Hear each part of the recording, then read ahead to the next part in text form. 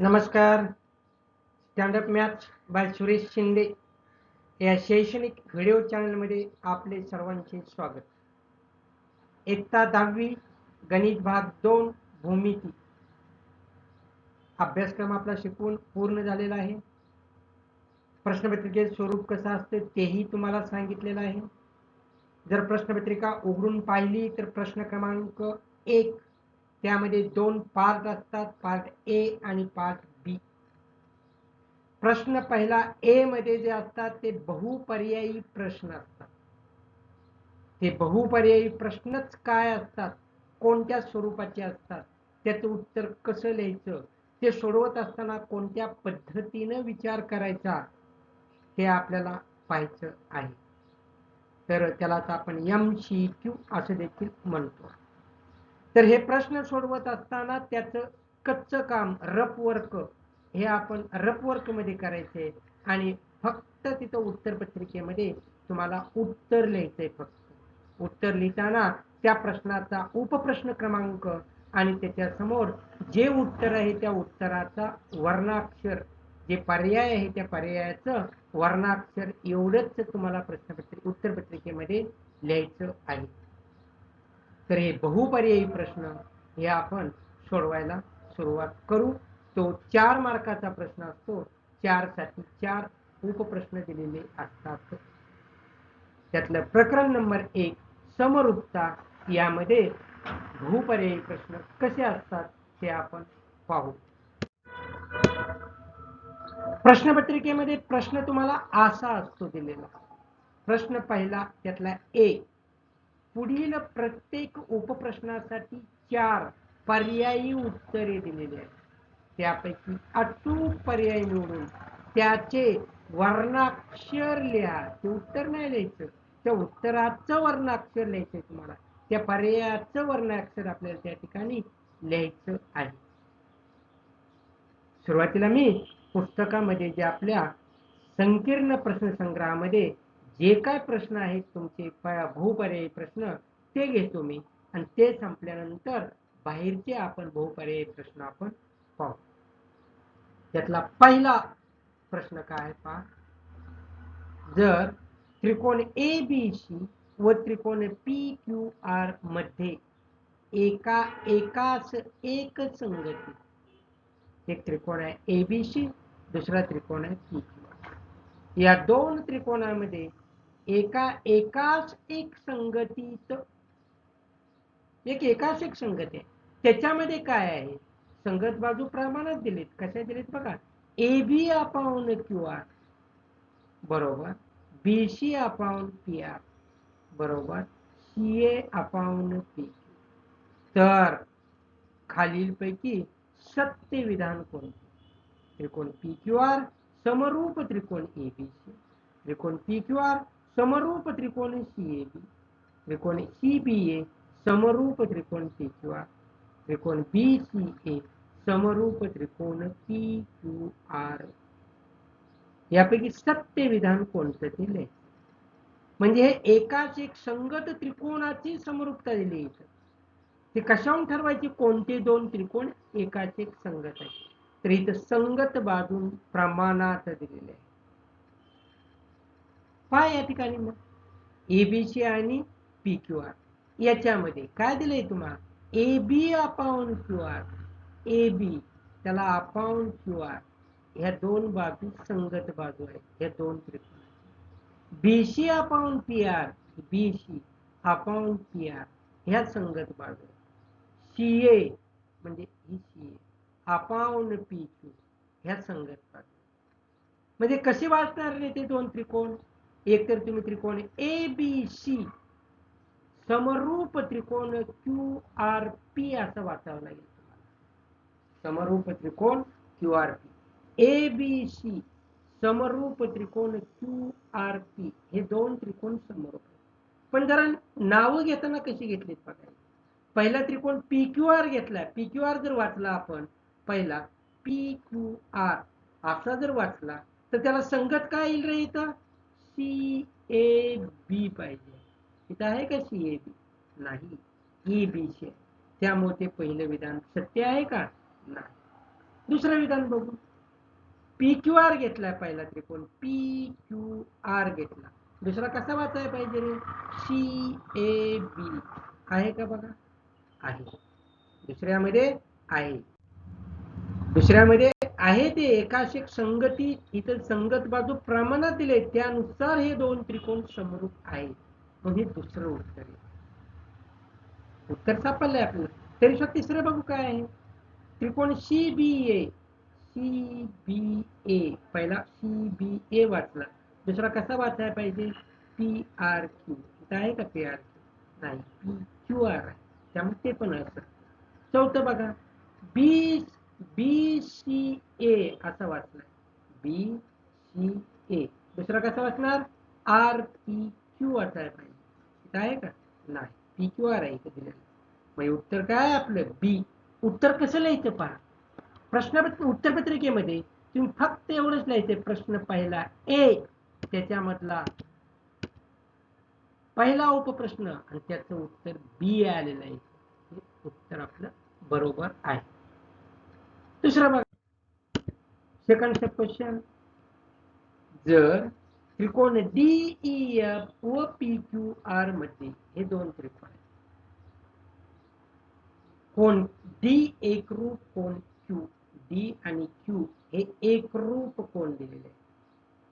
R आणि E हे पण एकरूप सांगितले, आर आणि ई हे एकरूप दिले. तर खालीलपैकी असत्य विधान कोणते? सत्य का असत्य नीट पहा. असत्य दिले, असत्य विधान कोणते? म्हणजे ह्या चार उत्तरातली तीन उत्तर बरोबर आहे, एक उत्तर चुकीचं आहे. ते शोधायचे चुकीचं उत्तर कोणतं आहे.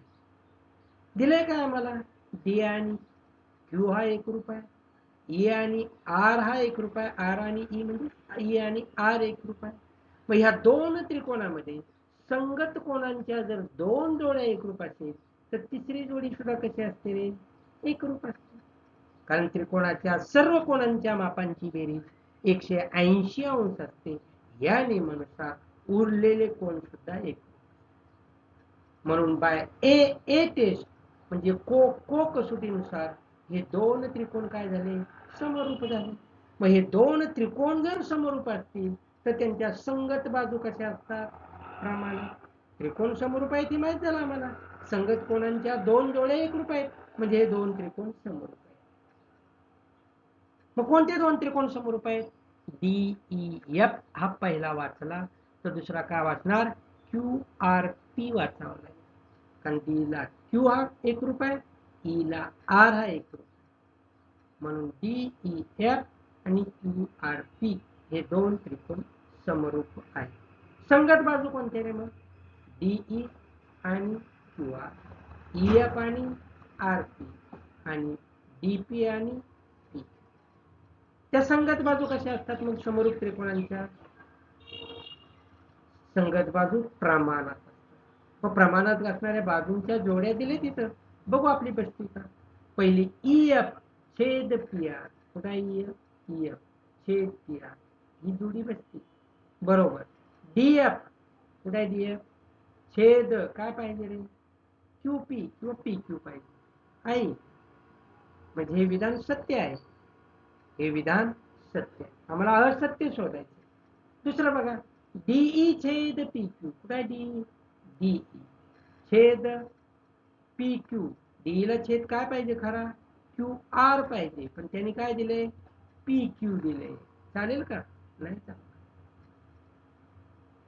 बरोबर.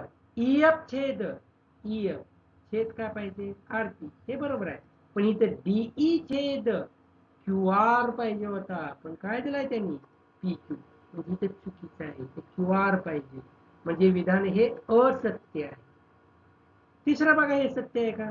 डी छेद क्यू आर, डीई छेद क्यू आर बरोबर आहे.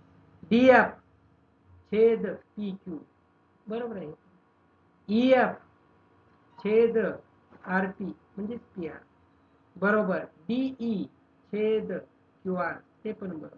म्हणजे असत्य विधान कोणतं आहे? बी हे असत्य आहे. उत्तर काय? बी येईल, बी. म्हणून हे सेकंड त्याचं आन्सर बी आले. वर्णाक्षर लिहायचे उत्तराचे बी आहे. म्हणून उत्तर बी. तिसरा उपप्रश्न बघा. त्रिकोण ABC आणि त्रिकोण DEF या दोन त्रिकोणामध्ये कोण बी एकरूप कोण ई दिले आपल्याला, कोण एफ एकरूप कोण सी दिले आपल्याला, आणि काय दिले रे, ए बी बाजू बरोबर 3 गुणिले DF DE म्हणजे ए बी ही डीच्या 3 पट. तर खालीलपैकी कोणतं विधान सत्य आहे ते सांगायचं. मला एक सांगा, या दोन त्रिकोणाचा कोण बी आणि ई ही एक जोडी एकरूप आहे, सी आणि एफ ही दुसरी जोडी एकरूप आहे, म्हणून को कसोटीनुसार हे दोन त्रिकोण काय झाले रे, समरूप झाले. म्हणजे हे दोन त्रिकोण समरूप आहेत हे फिक्स झालं. आता हे दोन त्रिकोण एकरूप आहेत का बघू. एकरूप असण्यासाठी का पाहिजे होतं, त्यांच्या संगत बाजू कशा पाहिजे होत्या, एकरूप पाहिजे. पण बघा रे, इथं ए बी ला संगत बाजू डीई आहे, ती एकरूप आहे का रे, नाही. तर ए बी ही डीईच्या 3 पट आहे म्हणजे संगत बाजू एकरूप नाही. मग हे दोन त्रिकोण एकरूप आहेत का, नाही. समरूप आहेत पण एकरूप नाही. मग शोधा यामधलं विधान. ते त्रिकोण एकरूप नाही खरं आहे, आणि समरूपही नाही हे खरं आहे का, नाही. एकरूप नाहीत बरोबर आहे, पण समरूप नाहीत असं नाही, ते समरूप आहेत म्हणून पहिलं विधान असत्य. दुसरं विधान बघा, ते समरूप आहेत बरोबर आहे, समरूप आहेत आपण दाखवले को कसोटीनुसार, पण एकरूप नाही बरोबर आहे. म्हणजे समरूप आहेत पण एकरूप नाहीत हे विधान सत्य आहे, म्हणून उत्तर बी आले आपले. दुसरं उत्तर लिहितो मी. उत्तर ह्या तिसऱ्या नंबरला उत्तर बी आलेलं आहे, समरूप आहेत पण एकरूप नाही. पुढचा प्रश्न बघा. त्रिकोण ABC आणि DE हे दोन्ही समभुज त्रिकोण आहेत. कसे त्रिकोण आहेत, समभुज त्रिकोण. AB बरोबर 4 दिले तर DE ची किंमत विचार, AB ची किंमत दिली, DE ची विचार. मला सांगा, हे दोन त्रिकोण जर समभुज त्रिकोण असतील तर ते समरूप असतात का, असतात. समभुज त्रिकोण आहेत म्हणजे समभुज त्रिकोणाचा प्रत्येक कोण हा 60 अंशाचा, म्हणून हे दोन त्रिकोण काय, ए म्हणजे को कसोटीनुसार हे दोन्ही त्रिकोण हे समरूप त्रिकोण. मग हे दोन त्रिकोण जर समरूप असतील तर त्यांच्या संगत बाजू कशा असतात रे, प्रमाणात. संगत बाजू कशा असतात, प्रमाणात असतात. संगत बाजू प्रमाणात, एक तर त्याचा वापर करावा लागतो. पण संगत बाजू प्रमाणात असताना आपल्याला संगत बाजूंच्या 2 पेक्षा जास्त जोड्या सांगाव्या लागतील, एकापेक्षा जास्त जोड्या सांगाव्या लागतील, त्यांची माप द्यायला पाहिजे. फक्त ए बी दिले ते घेऊन जमणार नाही. मग दुसरा काय कुठला गुणधर्म वापरता येईल, दुसरा गुणधर्म आपल्याला वापरता येईल समरूप त्रिकोणांच्या क्षेत्रफळाचे प्रमेय. माहिती आहे आपल्याला, दोन त्रिकोण जर समरूप असतील तर त्यांच्या क्षेत्रफळांचे गुणोत्तर हे त्यांच्या संगत बाजूंच्या वर्गांच्या गुणोत्तराइतके असते. त्याचा वापर करू आपण. मग या ठिकाणी मी इथं लिहितो म्हणजे लक्षात येईल. बघा, त्रिकोण ABC आणि DEF हे समभुज त्रिकोण आहे, म्हणून ABC आणि DEF हे समरूप असतील, कारण को कसोटी. हे दोन समरूप असतील तर आम्हाला माहिती आहे त्यांच्या क्षेत्रफळांचे गुणोत्तर हे त्यांच्या संगत बाजूंच्या वर्गांच्या गुणोत्तराइतके असते. म्हणून काय देणार, area of triangle ABC upon area of triangle DEF बरोबर संगत बाजू कोणत्या, AB, त्याला संगत बाजू DEU, AB वर्ग भागिले DE वर्ग. ज्या ज्या किमती माहिती आहेत या क्षेत्रफळांचे गुणोत्तर दिले आम्हाला, 1:2 तिथे होतो 1/2 बरोबर AB 4 दिली, 4चा वर्ग छेद DE चा वर्ग, म्हणून 1/2 बरोबर 4चा वर्ग 16 छेद DE वर्ग. तिरकस गुणाकार करा, DE वर्ग बरोबर 16 गुणिले 2 32. 32 कसं लिहू रे मी, 16 गुणिले 2. तेच मी कसं लिहितो, डीई वर्गचं वर्गमूळ डीई, 16चं वर्गमूळ 4, 2चं वर्गमूळ वर्गमुळाचं 2, दोन्ही बाजूंची वर्गमुळे काढू. मग डीई बरोबर काय आलं, 4 वर्गमुळात 2. काय विचारलंय तुम्हाला, डीई ची लांबी किती. तर हे हा पर्याय आपल्या दिलेल्या उत्तरात आहे का, पहा आहे. डी हा पर्याय आहे, 4 वर्गमुळात 2. म्हणून या चौथ्याचं उत्तर काय आलं, डी हा पर्याय. डी. पाचवा प्रश्न बघा. पाचवा प्रश्न काय, पाचवा प्रश्न, आकृतीमध्ये, या आकृती एक्स वाय समांतर बीसी, हे एक्स वाय आणि बीसी काय समांतर आहे. तर खालीलपैकी कोणते विधान सत्य आहे. विधान दिले, विधान दिलेत म्हणजे बाजूचे प्रमाणात बाजू दिलेले, काय दिलेत, बाजू प्रमाणात दिले. हे दोन प्रकारे आम्हाला याचा विचार करावा लागेल. हे एक्स वाय बीसी ला समांतर आहे म्हणजे एकतर प्रमाणाचे मूलभूत प्रमेय वापरावं लागेल. दुसरा विचार करावा लागेल, ए एक्स वाय हा एक त्रिकोण विचारात घ्यावा लागेल आणि ए बी सी हा दुसरा त्रिकोण विचारात घ्यावा लागेल. ए एक्स वायचा एक्स कोण आणि ए बी सीचा बी कोण हे संगत कोण म्हणून एकरूप असतील, वाय आणि सी सुद्धा संगत कोण म्हणून एकरूप असतील. म्हणून को कसोटीनुसार त्रिकोण ए एक्स वाय आणि त्रिकोण ए बी सी हे समरूप आहेत. मग हे दोन त्रिकोण जर समरूप असतील, त्यांच्या संगत बाजू प्रमाणात असतात, त्याचा वापर करून आम्हाला हे पाहावं लागेल, त्याचाच वापर करावा लागेल. त्रिकोण ए बी सी समरूप त्रिकोण ए एक्स वाय जर घेतला तर काय येते रे, ए बी छेद ए एक्स बरोबर ए सी छेद ए वाय आहे काय बघा. हे दिले त्याचाच विचार करीत जाऊ आपण. ए बी आपण ए सी पूर्ण घेतली, त्याला छेद ही पूर्ण घेतली, म्हणजे मोठ्या त्रिकोणाची ही बाजू आणि मोठ्या त्रिकोणाची ही बाजू, त्याला संगत बाजू कोणत्या रे, छोट्या त्रिकोणाच्या या ए एक्स छेद एक्स वाय आहे काय, आहे. पहिलंच विधान हे सत्य आहे. ए बी छेद ए सी बरोबर ए एक्स छेद ए वाय बरोबर, म्हणजे पहिलंच उत्तर आलं. तरी बघू आपण दुसरं काय, ए एक्स अपॉन एक्स बी, ए एक्स अपॉन एक्स बी बरोबर, बरोबर काय घ्यायला पाहिजे रे मग, ए वाय अपॉन वाय सी पाहिजे. ए वाय आले पण इथे वाय सी ऐवजी काय घेतलंय, ए सी, हे चुकीचं आहे. पहिलं ए एक्स अपॉन वाय सी, ए एक्स अपॉन वाय सी तेच चुकीचं आहे मुळात, त्यामुळे पुढचं बघण्याची काही गरज नाही. तिसरं A B upon Y C, A B upon Y C ते पण चुकलं आहे. ए बी म्हणलं की ए सी पाहिजे होतं, म्हणून खरं उत्तर कोणतं आहे, ए. म्हणून उत्तर कसं येणार, 5 नंबरचं उत्तर ए. पुढचा प्रश्न, पहिले 5 प्रश्न होते ते पुस्तकातले तुमच्या संकीर्ण प्रश्न संग्रहातले होते. आता पुढचे यानंतरचे प्रश्न आहेत ते बाहेरचे. त्रिकोण ए बी सी समरूप त्रिकोण डी हे दोन त्रिकोण समरूप, दोन त्रिकोण समरूप असतील तर संगत बाजू कशा असतात, प्रमाणात. कशा असतील मग त्या, ए बी छेद काय असेल, डी ई लिहिले बरोबर, टिंब टिंब छेद ई एफ, ई एफ दुसरं तिसरं अक्षर, याचं दुसरं तिसरं अक्षर कोणतं आहे, बी सी. नाही तर काय यायला पाहिजे गाळ्या जाग्याला, बी सी आहे का उत्तरात, आहे हे.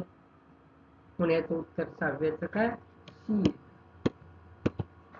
6व्याचा सी हा पर्याय क्रमांक आलेला आहे. 7वं बघा, आकृतीमध्ये, हे आकृती दिलेली आहे, आकृती दिलेली, या आकृतीमध्ये काय दिले रे, बीडी बरोबर 8 दिलाय, बीसी बरोबर 12 दिलाय आणि बीडीसी म्हणजे डी हा बी आणि सी च्या दरम्यान आहे. तर तुम्हाला विचारलंय काय, area of triangle A B D छेद area of triangle A D C, त्रिकोण ए बी डी चं क्षेत्रफळ आणि ए डी सी चे क्षेत्रफळ या दोन क्षेत्रफळांचे गुणोत्तर विचारले. काय विचारले? गुणोत्तर. कसं काढणार? दोन त्रिकोणांच्या क्षेत्रफळांचे गुणोत्तर दोन बाजूने विचार करायचा. एक तर सुरुवातीला आपलं माहिती आहे समरूपतेच्या सुरुवातीला आपण दोन त्रिकोणांच्या क्षेत्रफळांच्या गुणोत्तरचे गुणधर्म पाहिलेले, त्यात बसतंय का बघायचं. किंवा अजून एक आपण शेवटी गुणधर्म पाहिलेला आहे, दोन समरूप त्रिकोणांच्या क्षेत्रफळांचे गुणोत्तर. क्षेत्रफळांचे गुणोत्तर, दोन त्रिकोणांच्या क्षेत्रफळांचे गुणोत्तर. दोन त्रिकोण समरूप आहेत हे माहिती आहे का? इथं माहित नाही, त्यामुळे शेवटचा का वापरता येणार नाही, पण पहिल्यात बसतंय का बघायचं. मग हे दोन त्रिकोण कसले आहेत बघायचं, त्यांचा पाया आणि उंची शोधण्याचा प्रयत्न करायचा. पाये समान आहेत का पहा, उंची समान आहे का पहा, का दोन्ही भिन्न आहे पहा. तर या ठिकाणी बघा, पहिला त्रिकोण ए बी डी घेतला, दुसरा त्रिकोण ए डी सी सांगितला. या ए बी डी चा पाया बी डी आहे, एडीसी चा पाया डीसी आहे. हे दोन्ही पाये एक रेषीय आहे आणि ए हा सामायिक शिरोबिंदू आहे दोन्ही त्रिकोणांना, आहे का? मग जर दोन्ही त्रिकोणांचा ए हा सामायिक शिरोबिंदू असेल, त्या दोन्ही त्रिकोणांचे पाये जर एक रेषीय असतील, तर हे दोन्ही त्रिकोण हे समान उंचीचे त्रिकोण असतात. मग जर त्रिकोणांची उंची समान असेल तर आम्हाला त्या दोन त्रिकोणांच्या क्षेत्रफळांचे गुणोत्तर काय सांगता येईल, त्यांच्या संगत पायांच्या प्रमाणात. पण काय लिहिणार? ए बी डी चा पाया बी डी छेद एडीसी चा पाया डीसी, बी डी छेद डीसी, बी डी छेद डीसी. त्यातला बी डी माहिती आहे आम्हाला 8, डीसी माहिती नाही का? माहिती नाही, तो शोधावं लागेल. कसं शोधणार? पूर्ण बीडी माहिती आहे आम्हाला 12, पूर्ण बीसी माहिती आहे आपल्याला 12, बीडी माहिती आहे 8. या पूर्ण बीसीतनं बीडी वजा केला, 12तनं 8 गेला, 4 राहिला, तो डीसी असेल. तो काय असेल? डीसी. म्हणून 8/4 लिहावं लागेल. 8/4 म्हणजे काय? 4 दोन्ही 8, 2/1 येते. आहे का उत्तर? आहे. हा बी हे उत्तर आहे. 2/3 आहे 7व्याचे उत्तर. अजून एक प्रश्न पाहू आज, 8वा प्रश्न. आकृतीमध्ये रेख डी आणि बाजू बीसी समांतर असण्यासाठी एक्सची किंमत. या आकृती यामध्ये बी आणि बीसी हे समांतर असण्यासाठी एक्सची किंमत काय? हे दोघे समांतर कधी असतात? प्रमाणाच्या मूलभूत प्रमेयाच्या व्यत्यासावर. एडी छेद बी बी बरोबर एई छेद ई असं जर असेल तर हे दोन काय असतात? समांतर. म्हणजे एडी छेद बी बी हे गुणोत्तर बरोबर एई छेद ई हे गुणोत्तर असेल तर हे समांतर. लिहितो एडी छेद बी बी बरोबर एई छेद ई. किंमत घाला. त्या सगळ्यांच्या किमती माहिती आहे का? एक्सच्या स्वरूपात दिली. एडीची किंमत एक्स अधिक 10 छेद बीबी 4x अधिक 10 बरोबर येईल एक्स अधिक 6 ईसी एक्स अधिक 10 आहे. मग आपण काय करू? तिरकस गुणाकार. एक्स अधिक 10 गुणिले एक्स अधिक 10, एक्स अधिक 10 कंसाचा वर्ग बरोबर एक्स अधिक 6 गुणिले 4x अधिक 10. कंसाच्या वर्गाचा विस्तार करा. कंसाच्या वर्गाचा विस्तार केला तो काय आला? एक्स वर्ग अधिक 20x अधिक 100. उजव्या बाजूचा गुणाकार करा. एक्स गुणिले 4x 4x, एक्स गुणिले 10 10x, 6 गुणिले 4 24x, 10x अधिक 24x 34 अधिक 6 गुणिले 10 7. याच्यावरनं एक्स वर्ग 4x वर्ग तसाच ठेवा. एक्स वर्ग उजव्या बाजूला न्या, वजा एक्स वर्ग 34x तसाच ठेवला. त्यातून हा अधिक 20x तिकडे नेला, वजा 20x बरोबर. पुन्हा अधिक 7 तसाच ठेवला. हा इकडचा अधिक 100 तिकडे नेला, वजा 0 बरोबर. पुढे काय करायचं बघा, 4x वर्ग वजा x वर्ग 3x वर्ग, 34x वजा 20x 14x, अधिक 60 वजा 100 वजा 4 बरोबर एक वर्ग समीकरण तयार झालं. या वर्ग समीकरणामध्ये वजा 40 आणि 3 यांचा गुणाकार वजा 120, अशा दोन संख्या निवडा त्यांचा गुणाकार वजा 120 असेल आणि त्यांची बेरीज किती असेल अधिक 14. मला वाटतं 20 सख्ख 20चे येते. गुणाकार वजा पाहिजे म्हणजे दोघांपैकी एकाला वजा चिन्ह आहे एकाला अधिक चिन्ह आहे, पण बेरीज अधिक आहे म्हणजे मोठ्या संख्येला अधिक चिन्ह आहे, म्हणजे अधिक 20 वजा 6 लिहू इथं. म्हणून 3x वर्ग तसाच लिहिला, हे 14x बदललेलं 20x वजा 6 वजा 40 बरोबर 0. दोन गट करा, पहिल्या दोघाचा दुसऱ्या दोघाचा. पहिल्या दोघातून एक सामायिक काढला, कंसात राहिला 3x अधिक 20. दुसऱ्या दोघातून वजा 2 कॉमन काढला, राहिला x अधिक 20. 3x अधिक 20 बरोबर 0. तर दोन कंसाबद्दल एक कंस लिहितो, 3x अधिक 20. उरलेला दुसऱ्या कंसात टाकतो, x वजा 2 बरोबर 0. त्या दोन कंसांचा गुणाकार 0 आहे म्हणजे दोघांपैकी एक कंस कोणता तरी 0 असला पाहिजे. जर पहिल्याचा विचार केला, 3x अधिक 20 बरोबर 0 म्हणजे 3x बरोबर वजा 20, पण x बरोबर वजा 20 भागिले 3 उत्तर आहे का नाही, त्यामुळे पहिलं नाही येणार. दुसरं x वजा 2 बरोबर 0, पण x बरोबर किती 2 येतं, आहे का उत्तर यात आहे. x ची किंमत 2 म्हणजे याचं उत्तर काय आलं, या 8व्या प्रश्नामध्ये 8व्याचं उत्तर ए हा पर्याय आलेला आहे. अशा प्रकारे आज आपण 8 उदाहरणं पाहिली. आणखी 8 उदाहरणं आहेत ते आपण पुढच्या व्हिडिओमध्ये पाहू. तोपर्यंत या 8 उदाहरणांचा नीट विचार करा, नीट अभ्यासा.